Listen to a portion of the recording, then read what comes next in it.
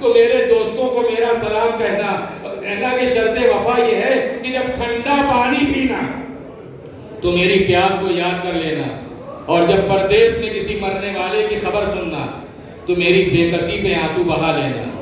حضرت ہو ظاہر ہے کوئی ممکن نہیں ہے جب آپ داخل ہوں ظاہر ہے حضرت حبیب، اور اس کے بعد زری امام حسین میں 3 قبریں اسی زری کے اندر، ایک خود آقا حسین پائیدی 18 سال کا وہ کڑیل جوان سو رہا، جس کی رخصت کرتے وقت حسین نے بارگاہ الہی کے پروردگارا گواہ رہنا میرا وہ فرزند تیری راہ میں قربان ہونے کے لیے جا رہا ہے جو رفتار و گفتار میں سیرت و کردار میں تیرے رسول سے مشابہ تھا۔ میرے معبود جب مجھے اپنے نانا کی زیارت کا شوق ہوتا تھا تو میں اپنے اسی فرزند کے چہرے کو دیکھ لیا کرتا تھا، یہ حسین کا یہی کڑیل جوان ہے جس شہید کو امام نے رخصت کر دیا، بس رخصت کر دیا، لیکن جب اپنے کڑیل جوان کو رخصت کیا ہے تو حسین کے جیسا صابر امام اپنی جگہ رک نہیں سکا۔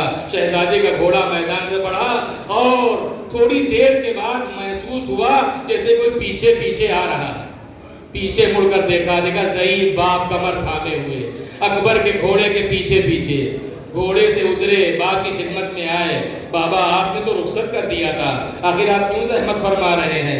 عزیزوں اولاد والوں کا مجمع ہے، آپ سوچیں۔ امام نے فرمایا کہ بیٹا کاش تم صاحب اولاد ہوتے تو میں تم سے پوچھتا کہ ایک باپ کے دل میں اولاد کے لیے کیا محبت ہوتی، ایک باپ کے لیے باپ کی دل میں اولاد کے لیے کیا جگہ ہوتی۔ تو 18 سال کا کڑیل جوان اپنے باپ کے پائیتی سو رہا، اور اب اس کے بعد وہ 6 ماہ کا رباب کا ششماہا یا تو امام کے سینے پر ہے یا امام کے پہلو میں، 3 قبریں گویا ذریعے حسین کے اندر ہیں۔ باقی گنج شہیدہ ہے، داہنی طرف آپ دیکھیں گے تو گنج شہیدہ ہے، اس میں تمام شہداء آرام کر رہے ہیں، اور 10 کلومیٹر دور یہ حسین کا ناصر و مددگار۔ ممکن نہیں ہے کوئی زائر حسین ہو اور وہ حر کی زیارت کے بغیر واپس آ جائے۔ یہ گویا اس قائد کا مرتبہ کہ تم ظلمات سے نکل کر نور کی طرف آ کر تو دیکھو، ہم تمہیں کیا مرتبہ دیتے ہیں، تمہارا کیا درجہ دیتے ہیں، تمہارا خاص مقام ہو جائے گا۔ جو بھی حسین کی زیارت کو آئے گا وہ تمہاری زیارت کو ضرور آئے گا، زیارت کو ضرور آئے گا۔ بس عزیزوں مجلس تمام ہو رہی ہے، ظاہر ہے کہ کربلا میں نے کہا درسگاہ ہے، درسگاہ ہے۔ اللہ توفیق دے کہ ہم کربلا کی درسگاہ سے کچھ سبق حاصل کر سکیں، کچھ سبق حاصل کر سکیں، اور ہماری عزاداری اس لائق ہو جائے کہ بارگاہ حسین ابن علی میں شرف قبولیت، اس لیے کہ اگر حسین نے قبول کر لیا تو اللہ بھی قبول کر لے گا، اس لیے کہ حسین نے اپنا سب کچھ اس کی راہ میں قربان کر دیا۔ عزیزوں کربلا کی جنگ شہادت امام حسین پر ختم نہیں ہوتی، بلکہ کربلا کی جنگ آگے بڑھتی ہے۔ فرق صرف یہ ہے کہ شہادت امام پر کربلا کی جنگ کا ایک حصہ ختم ہوتا ہے، نہ کہ کربلا کی جنگ تمام ہوتی۔ شہادت امام اور اس کے بعد جنگ کربلا جب آگے بڑھتی ہے انداز جنگ بدل گیا۔ کیوں؟ سپاہی بدل گئے، سپاہی بدل گئے تو انداز جنگ بدل گیا۔ عصر عاشورہ تک جہاد کرنے والے اور ہیں، اور عصر عاشورہ کے بعد جہاد کرنے والے اور ہیں۔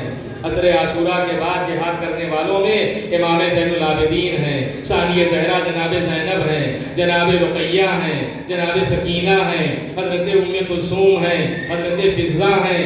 اللہ جن شہزادیوں کی مادر گرامی کا جنازہ رات کے اندھیرے میں اٹھا تھا، وہی شہزادیاں روز روشن میں بال بکھرائے ہوئے منہ پر تماچے لگاتی ہوئی واہ محمدہ واہ حسینہ واہ علیہ کی صدائیں لگاتی ہوئی خیموں سے باہر نکلی ہیں۔ میں نے کل بھی عرض کیا تھا کہ 11ویں محرم کو تو قیامت گزر گئی، قیامت گزر گئی۔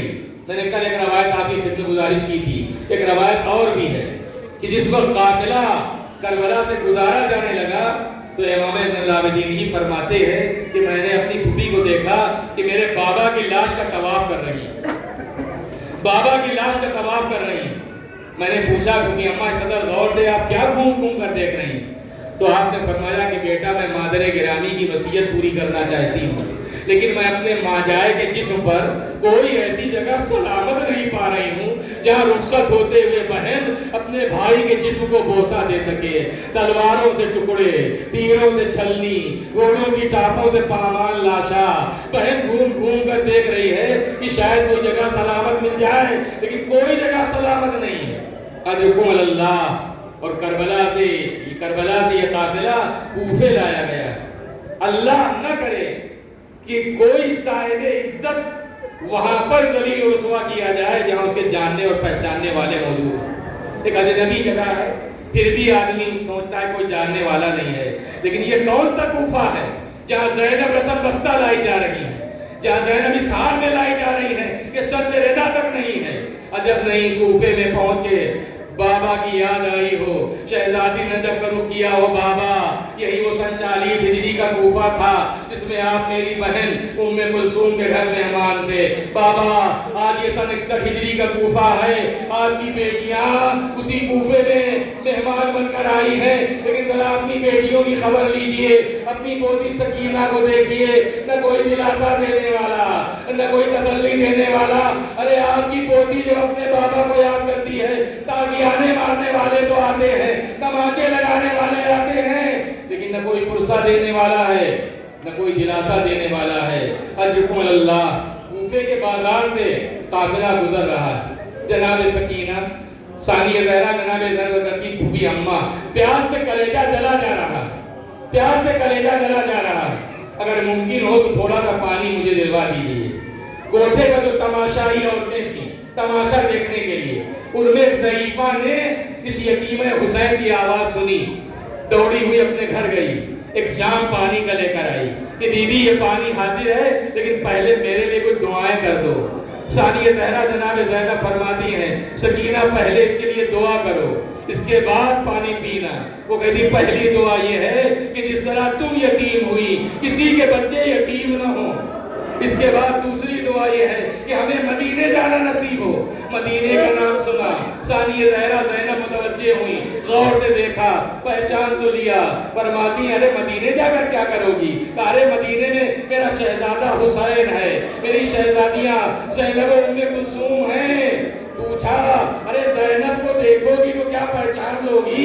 آبادی ارے میں نے مدتوں خدمت کی ہے، میں اپنی شہزادی کو ذرا پہچانوں گی. ایک مرتبہ شہزادی نے آواز دی اے ام حبیبہ، زینب تیرے سامنے حاضر ہے، مدینے جا کر کیا کرے گی؟ کربلا میں گھر اجڑ گیا، میرا ماجایا حسین کربلا میں 3 دن کا بھوکا پیاسا شہید کر دیا گیا. دیکھو موقع نیزہ پر امام کا سر ہے، یہ زینب تیرے سامنے رسن بستہ